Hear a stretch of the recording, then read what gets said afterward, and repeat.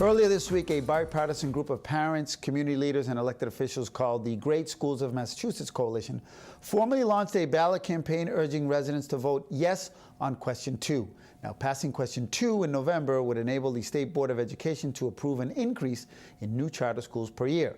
Now, according to them, lifting the cap would provide more kids with the quality public education they deserve, as, according to them again, public charter schools help close the achievement gap by providing kids with longer school days, more personal attention, and outstanding results. To tell us more about this campaign, we've invited on the show this morning two charter school parents who are also part of this coalition. We have Keri Lorenzo. She's the State Director for Families for Excellent Schools, which is a member-driven organization committed to building coalitions of families and their allies to run campaigns that change education policy. And Sheyla Negron, she is also a parent organizer for the organization. So welcome to Revista Hispana. A lot of coalitions, a lot of allies, a lot of working together, correct? Absolutely. Yes. Thank so you for many having people us. want to come together because this is such an important issue, and people from all different walks of life are very invested in our schools and wanting to improve them in Massachusetts, and charter schools are a very important part of that. Okay, so let's get right to the meat of this, okay? Vote that there's a ballot question. Okay, let's let our viewers know, what does this ballot question kind of say, and why are you urging people to vote yes? So the ballot question itself would allow the Commonwealth to add 12 additional charter schools per year to the bottom 25% of underperforming districts in the Commonwealth.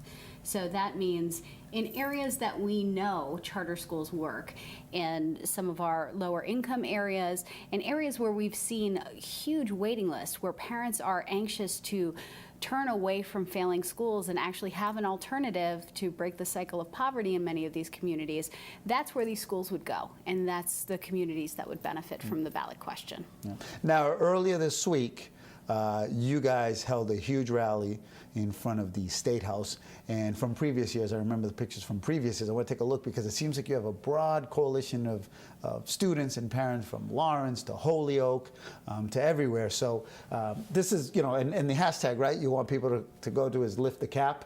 But I saw some of the signs in both English and Spanish. So take me through earlier this week. I know it was a little in the rain, but how did that go?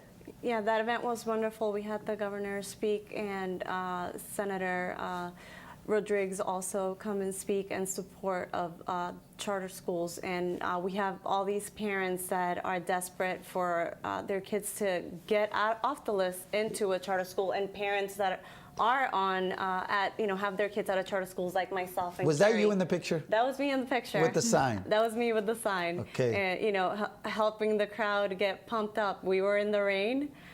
It was pouring, and the governor had started speaking, and it didn't slow him down. If anything, it inspired his So speech. Charlie Baker was out there in the rain with you guys. I think, oh, look at his hair. Yep, he's in the rain. And he was talking a lot about how, the weather is kind of like, how families are facing tough times right now. They're left out in the rain, and, they're, unfortunately, when you're stuck on a waiting list and you're not accessing these excellent schools that are right in front of you because of this charter cap, you feel like every day's a rainy day. Right. Now, last show we have the Save Our Schools, which, have a different take on this. They kind of think that the charter schools are taking away resources and money from the regular public schools, and that, you guys do so well because you guys take some better students. How do you kind of, grapple with these questions? I know there's a website for people to get more facts with. What's kind of like the short answers that you guys provide? Well, in Massachusetts, education funding works because the money follows the child. So if you are going to be in a district school, you get Chapter 70 funding that goes directly to the district school. If you choose a charter school, then it goes to the charter school. Now, what is very unique about Massachusetts is the fact that in order to allow district schools to kind of compensate and make that transition to losing one of the children that would normally be in one of their classrooms, we have the most generous reimbursement funding formula in the entire country. We actually pay the district school to educate a child that's not even in the classroom, 225% over 6 years. So even after that child has left the district school and gone to a charter school and that money has followed, the district school still gets paid over 6 years. So we're actually double paying for education to allow that district school to adjust to no longer having that student. Why is it so important specifically for the Latino community? I think it's really important. A lot of the kids, we have 33,000 kids in a wait list to attend a charter school. most of these kids live in a low-income community that has schools that are underperforming schools. So a lot of these kids not only want to attend these schools, they need to attend a school that's high quality, and a charter school would give them that option. And one of the things you mentioned earlier was, about the opposition saying that, charter schools pick the best students. That's not true.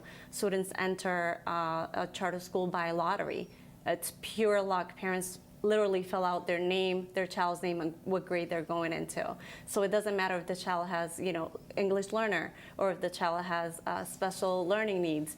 It's by luck. You get in, pure luck. blind I know that this is, and we're running out of time, and there is, there is a website that people can go, that you guys provide, right, to fact check about, charter schools. So it's charterfactsma.org.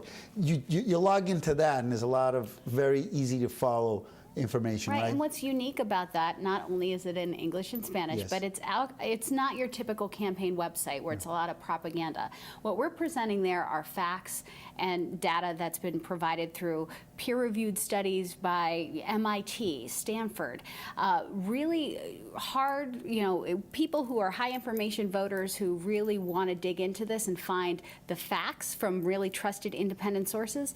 Charterfactsma.org is the place to find that information, and it's information you can trust. Okay, and we put the hashtag Lift the Cap, and then Great Schools of Massachusetts as well. Well, thank you for stopping by, and you're all dry from earlier this week. You look good. You look good dry and wet. You look fine. You look fine. Thank you. All right. Thank you so much. Thank you so much for Thank having you me. for having us. Absolutely. All right.